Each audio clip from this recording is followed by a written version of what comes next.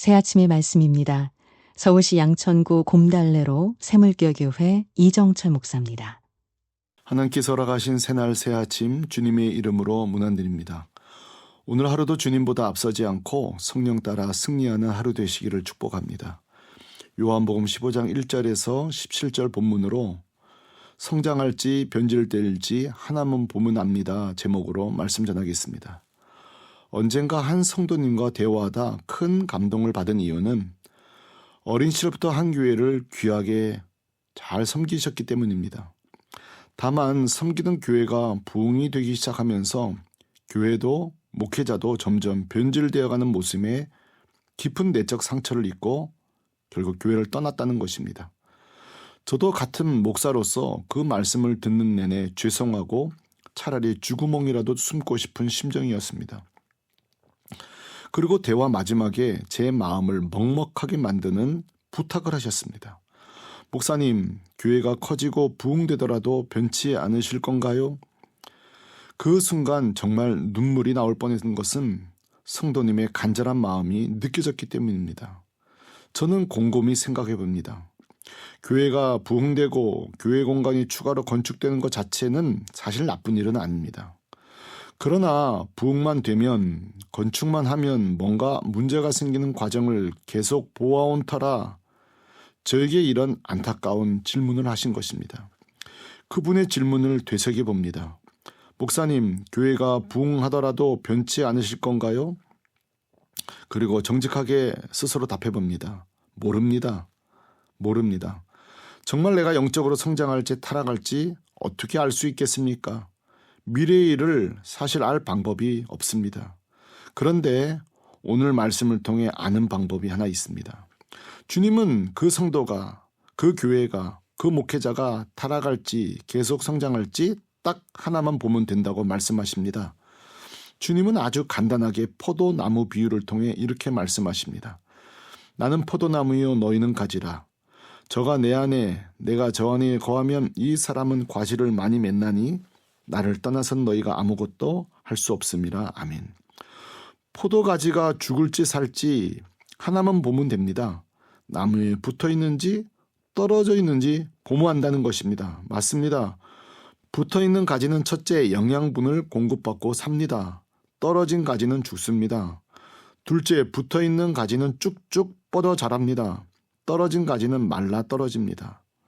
셋째 붙어 있는 가지는 뻗은 가지에 열매를 맺습니다. 반면 떨어진 가지에서 열매는 구경도 못합니다. 성도도 마찬가지라는 것입니다. 예수님에게 붙어 있는지 떨어져 있는지 그것만 보면 됩니다. 떨어진 성도는 타락하고 죽습니다. 붙어 있는 성도는 살 뿐만 아니라 생명력이 폭발적으로 성장합니다.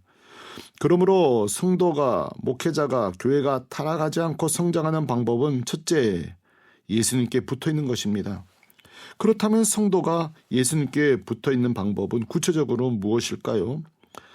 너희가 내 안에 거하고 내 말이 너희 안에 거하면 무엇이 원하는 대로 구하라. 그리하면 이루리라. 아멘. 예수님께 붙어 있다는 말은 결국 예수님의 말씀이 우리 안에 있다는 뜻입니다. 다시 말해 우리가 예수님으로부터 영양분을 공급받는 방법은 곧 예수님의 말씀이 내 안에 거하는 것입니다. 반대로 예수님과 떨어져 있는 자, 하나님의 말씀이 없는 자의 결말은 비참합니다. 사람이 내 안에 거하지 아니하면 가지처럼 밖에 버려져 마르나니 사람들이 이것을 모아다 불에 던져 살았느니라. 아멘. 사람이 성장할는지 타락할는지 알 수 있는 방법, 그가 말씀에 붙어 있는지 아닌지 보면 압니다. 유명하다고 타락하지 않는 것이 아닙니다. 인기 있는 사람이라고 계속 성장하는 것도 아닙니다. 오히려 그가 말씀에서 멀어져 있다면 예수님 말씀대로 밖에 버려질 것입니다. 마르게 될 것입니다. 사람들이 불에 던져 살을 것입니다. 한마디로 세상 사람들에게 문매를 맞고 매장당할 것입니다. 우리 주변에도 사실 이런 일을 종종 봅니다. 교인과 단체가 스스로 자정 능력을 상실한 채 계속 타락해 갈 때 언론에 문매를 맞습니다. 교회와 성도 그리고 목회자가 스스로 회개하지 않을 때 방송 매체를 통해 문매를 맞습니다. 참으로 안타까운 것은 이로 인해 교회를 이탈하고 복음에서 멀어지는 사람들이 생긴다는 것입니다. 장차 하나님 앞에 그 죄를 어떻게 감당하게 될지 생각하면 참 속상합니다. 그러므로 그 사람이 성장할는지 타락할지 알고 싶다면 그 사람과 말씀 사이의 거리를 보면 압니다. 말씀이 얼마나 깊이 그의 영혼을 다스리고 있는지 그의 큐티책을 보면 압니다. 반대로 어려운 현실과 장애물 속에서도 끝까지 말씀을 붙드는 자, 주님께 붙어있는 자는 버틸 뿐 아니라 계속 성장합니다. 말씀이 그의 내면에서 그가 타락하지 못하도록 계속 일하고 있기 때문입니다. 하나님의 말씀은 살아있고 활력이 있어 좌우의 날선 어느 검보다 예리하여 혼과 영과 및 관절과 골수를 찔러 쪼개기까지 하며 또 마음의 생각과 뜻을 판단하니 하나니 아멘. 말씀은 결코 그 영혼과 그의 삶, 그의 양심과 생각과 마음을 가만두지 않습니다. 예리하게 다스립니다. 그것이 끝이 아닙니다. 그가 와서 죄에 대하여, 의에 대하여, 심판에 대하여 세상을 책망하시리라. 아멘. 사람이 성장할는지 타락할는지 하나만 보면 됩니다. 그가 말씀에 붙어 있는지 떨어져 있는지, 주님께 붙어 있느냐 떨어져 있느냐 보면 됩니다. 말씀을 펼 때마다 말씀은 쉬지 않고 끊임없이 내 영혼을, 내 죄를 책망할 것입니다. 이렇게 말씀이 우리 양심을 반복해서 자극할 때 나타나는 놀라운 행동이 바로 회개입니다. 악인은 그의 길을, 불의한 자는 그의 생각을 버리고 여호와께 돌아오라. 그리하면 그가 긍휼히 여기시리라. 우리 하나님께 돌아오라. 그가 너그럽게 용서하시리라. 아멘. 이것이 바로 회개의 역사이며 이때 개입하시는 분이 성령님이십니다. 너희가 육신대로 살면 반드시 죽을 것이로되 영으로 몸을 행실을 죽이면 살리라. 아멘. 사람이 성장할지 타락할지 하나만 보면 됩니다.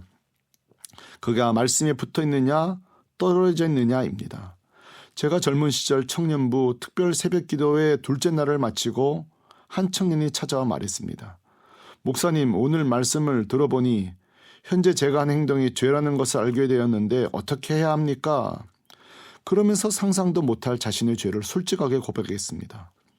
청년 안에 들어간 말씀이 살아 역사하여 그의 생각과 관절과 골수, 죄악된 쇠상을 수술하기 시작한 것입니다. 그리고 얼마 지나지 않아 놀라운 고백을 들었습니다.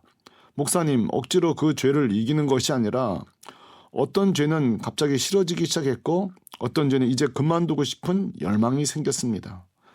이것이 바로 말씀의 능력입니다. 그리고 그는 신실한 자매를 만나 자녀를 낳고 지금은 정말 귀한 집사로 교회를 섬기고 있습니다. 사람이 성장할는지 타락할는지 딱 하나만 보면 됩니다. 그가 말씀에 붙어 있느냐 떨어져 있느냐, 주님께 붙어 있느냐 떨어져 있느냐 보면 압니다. 오늘 하루도 말씀에 붙들려 끝까지 성장하는 자 되시기를 축복합니다. 아멘. 새 아침의 말씀, 서울시 양천구 곰달래로 새물교교회 이정철 목사였습니다.